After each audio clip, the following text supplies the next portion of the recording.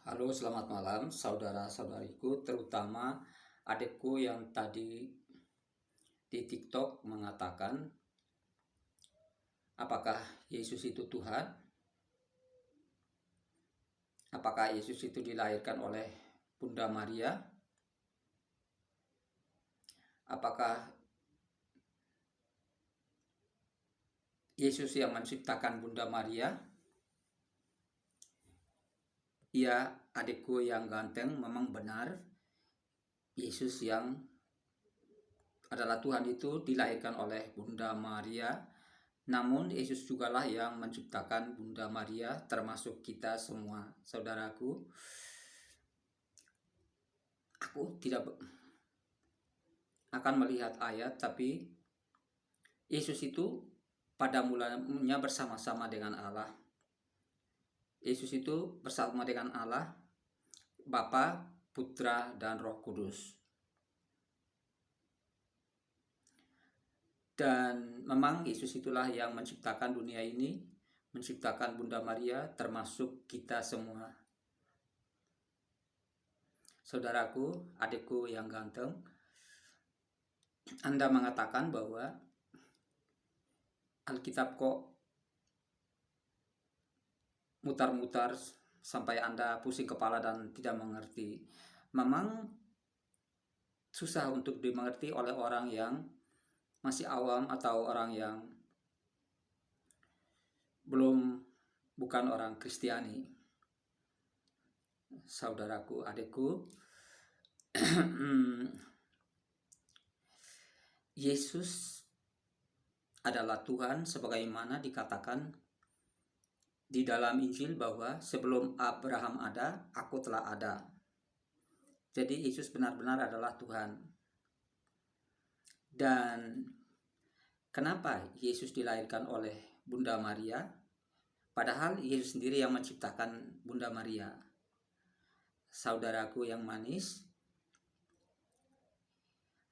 karena manusia pertama Adam jatuh dalam dosa, dan kita semua termasuk orang berdosa, dan tidak ada seorang pun dengan kekuatannya sendiri boleh kembali berrelasi dengan Allah, boleh kembali berhubungan dengan Allah, karena dosa telah memisahkan kita dengan Allah. Begitu saudaraku. Tetapi kita sangat beruntung karena Allah masih peduli terhadap kita. Allah mempunyai rencana yang begitu dahsyat untuk kita karena Allah begitu mengasihi kita, tak ada batasnya. Seperti Adam melanggar satu pelanggaran, dia harus terpisah dari Allah. Apalagi kita anak-anaknya Adam yang berbuat dosa lebih dari Adam. Adikku, Allah itu mempunyai rencana terindah, yaitu firman-Nya harus menjadi manusia. Seperti firman itu adalah di dalam tercatat dalam Yohanes bab 1 ayat 1, pada mulanya adalah firman itu bersama-sama dengan Allah, dan firman itu adalah Allah. Dan firman itu yang dinubuatkan dalam hukum Taurat bahwa seorang Mesias akan datang ke dalam dunia. Jadi kita menanti-nantikan seorang Mesias itu. Tetapi ternyata Maria adalah pilihan Allah sejak di kandungan ibunya menjadi perantara Yesus Kristus yang adalah Allah itu. Yesus Kristus adalah firman Allah yang menjadi manusia, dan dia harus lahir lewat seorang perawan yang suci, yang kudus, tanpa hubungan oleh laki-laki. Tapi Maria telah dipilih oleh Allah supaya manusia yang dilahirkan itu kudus. Hanya dengan kudus dan suci yang tidak pernah melakukan dosa, Yesus Kristus ini akan mendamaikan kita dengan Allah kembali. saudaraku, dan Yesus lahir lewat Maria dengan tunangannya Yusuf yang adalah tukang kayu, sehingga banyak orang Yahudi, para pembuka agama, mereka menolak, mereka masih menantikan seorang Mesias yang mungkin lahir lewat keturunan raja. Masih sampai detik ini pun mereka masih menantikan Mesias yang lain. Padahal Mesias yang dinantikan adalah Yesus Kristus. Karena sebelum Maria mengandung, malaikat Gabriel, pelayan Allah itu sendiri, telah menampaikan kabar sukacita kepada Maria. Katanya, "Salam, hai Maria, kasih karunia menyertaimu." Dan Maria terkejut. Apa arti salam itu? Dan malaikat itu berkata kepada Maria bahwa kamu akan mengandung dan melahirkan seorang putra, dan dia adalah kudus dari Allah. Dialah akan menyelamatkan umat manusia dari dosa. Jadi saudaraku, adikku yang ganteng, rencana Tuhan yang terindah karena kasih setianya tak terbatas untuk kita, dan dia memberikan kita free will sebagaimana Adam. Tuhan memberi kebebasan. Apakah dia mau menuruti, takut sama Tuhan, sama Allah, atau dia mau mengikuti keinginannya sendiri atau keinginan si jahat? Saudaraku, ternyata kebebasan yang diberikan Allah kepada Abraham, kebebasan yang diberikan kepada Adam, dia salah gunakan, yaitu menuruti keinginannya, bahkan menuruti keinginan si jahat, yaitu iblis. Dia hanya melanggar satu pelanggaran dan dia terpisah dari Allah. Dan kita semua keturunannya adalah mewarisi dosa yang lebih banyak lagi, yaitu bukan satu pelanggaran tetapi hampir setiap kejahatan kita lakukan. Dengan demikian, Yesus Kristus ini harus lahir sebagai manusia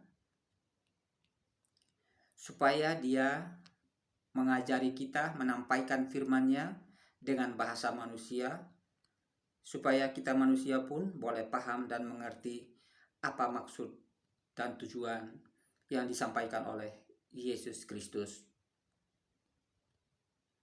Adikku, dan memang Yesus adalah Tuhan dan dilahirkan oleh ciptaannya yaitu Maria. Itu adalah rencana Allah yang terindah buat kita semua umat manusia di muka bumi ini. Karena harus menjadi manusia untuk menebus manusia. Saudaraku, sebetulnya gampang untuk dipahami, tetapi karena otak kita hanya tertutup oleh dunia ini, kemegahan dunia ini, oleh ajaran-ajaran yang tersesat, akhirnya kita tidak mengerti rencana Allah yang begitu indah untuk kita manusia. Setelah Yesus menampaikan firman-Nya, Yesus juga melakukan mukjizat-mukjizat-Nya. Yesus mengatakan bahwa jikalau kamu tidak percaya kepadaku bahwa aku adalah Dia, percayalah kepada pekerjaan-pekerjaan yang telah kulakukan.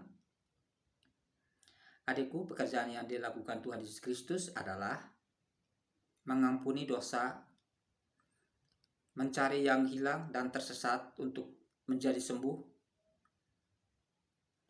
mereka yang buta sejak lahir pun menjadi melihat kembali, mereka yang tuli sejak lahir menjadi mendengar kembali, mereka yang lumpuh bangkit dan berjalan.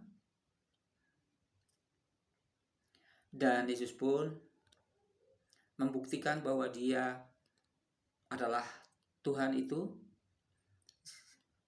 karena badai pun dia memerintahkan untuk diam, air pun dia memerintahkan supaya dia boleh berjalan di atas air. Saudaraku, setan-setan pun takut kepada dia. Mereka mengenal dia. Mereka mengatakan, "Hai Yesus, kami anak Allah, kami mengenal engkau. Mau apakah engkau terhadap kami? Belum waktunya." Yesus dan para setan-setan ini meminta supaya Yesus memindahkan mereka ke babi-babi di Gerasa. Jadi setan itu pindah ke babi-babi ini, dan babi-babi ini terjun ke dalam jurang dan mati lemas semua. Saudaraku, iblis saja mengenal Yesus Kristus, apalagi kita manusia yang diciptakan menurut gambar dan rupa Allah. Sebetulnya kita mengizinkan supaya Roh Kudus mendiami hati kita, merajai hati kita, supaya kita boleh mengenal siapakah Allah yang sebenarnya, supaya kita bisa berrelasi dengan Dia dari hari ke hari. Dan dosa yang kita lakukan tidak perlu kita ulangi lagi, karena hati kita dirajai oleh Roh Allah, oleh Roh Kudus itu sendiri. Adikku, mungkin pendeta itu kurang mengerti atau kurang paham, atau di TikTok mungkin waktunya terbatas, jadi dia penjelasannya juga kurang. Tapi apa yang ku sampaikan juga mungkin tidak sempurna seperti imam, pastor, dan orang-orang sekolah teologi ya. Tetapi ini karena aku baca dari kitab suci sendiri, dan aku mengerti bahwa rencana Tuhan itu untuk menyelamatkan kita harus lewat cara demikian. Dulu pada zaman Musa, pada hukum Taurat, itu darah binatanglah yang menjadi penghapus dosa, penebus dosa umat manusia. Mereka harus mengorbankan binatang, dan darahnya lah menjadi penghapus dosa manusia. Itu adalah hukum yang pertama pada zaman itu. Tetapi sudah tertulis dalam hukum Taurat bahwa seorang Mesias, anak domba Allah, akan diutus, yang keluar dari Allah, yang akan menebus kita umat manusia dari dosa yang sejati. Dan dia telah mengajari kita, telah meyakinkan kita dengan pekerjaan-pekerjaannya yang ajaib. Dia menurunkan, menggandakan roti, dia mengubah air menjadi anggur. Itu semua adalah pekerjaan-pekerjaan dari Allah itu sendiri. Dan dia menebus kita dengan dirinya sendiri. Dia tidak lari karena dia akan dibunuh, akan dihina. Padahal di dalam kitab suci mengatakan bahwa itu semua harus terjadi, karena dengan demikian, karena itulah dia datang ke dalam dunia ini. Dia harus diserahkan ke dalam orang-orang yang tidak mengenal Allah, dihukum, disiksa, dihina, dihukum, dan disalibkan. Dan ketika dia berada di atas kayu salib, mereka memberi dia minuman suka atau asam. Dia harus menerima itu semua. Mereka menikam dia, lambungnya, untuk meyakinkan bahwa dia benar-benar sudah mati. Tapi sebelum itu ada kedua penjahat di sebelah kiri dan kanan. Ada seorang penjahat mengatakan, "Jika engkau datang sebagai anak Allah, ingatlah akan aku." Dan saat itu juga Yesus menjawab, "Saat ini kamu akan bersama-sama aku di dalam Firdaus." Saudaraku, Firdaus adalah suatu tempat yang kudus di mana awal mula manusia diciptakan, yaitu Adam. Adam diambil dari tanah, dan kita itu rapuh. Sebetulnya Allah menciptakan kita bukan untuk mati, tetapi karena dosa, lah yang mengakibatkan kita harus mati. Tetapi karena kita percaya kepada firman-Nya yang hidup, yaitu Yesus Kristus, kita akan hidup walaupun kita sudah mati. Tubuh kita boleh mati, tapi roh kita tetap hidup. Bahkan sampai akhir zaman, tubuh kita akan dibangkitkan kembali, menatu dengan roh kita, menjadi tubuh kemuliaan sebagaimana Yesus mati dan memakai tubuh. Setelah 3 hari memakai tubuh kemuliaan, dan waktu dan ruang tidak mengurung dia. Dia masuk ketika murid-muridnya berkumpul dalam suatu ruangan dan pintu terkunci. Ketika itu Yesus tiba dan hadir di tengah mereka. Mereka terkejut, mereka kira itu adalah hantu. Dan Yesus meyakinkan mereka bahwa jangan takut. Kenapa kamu bimbang? Inilah aku. Dan Yesus mengatakan, apakah kamu punya makanan di sini? Dan ketika itu mereka hanya punya sepotong ikan goreng, dan Yesus ambil langsung makan dan membuktikan bahwa dia adalah Yesus itu sendiri. Padahal dia sering mengatakan bahwa anak manusia akan diserahkan kepada orang yang tidak mengenal Allah dan akan dihukum mati. Dan setelah 3 hari dia akan bangkit. Tapi mereka tidak mengerti, walaupun setiap hari mereka berkumpul sama Tuhan Yesus. Mereka tidak paham apa yang dikatakan Yesus Kristus. Saudaraku, namun setelah hal itu terjadi, dan setelah Yesus bangkit dari kubur, dan setelah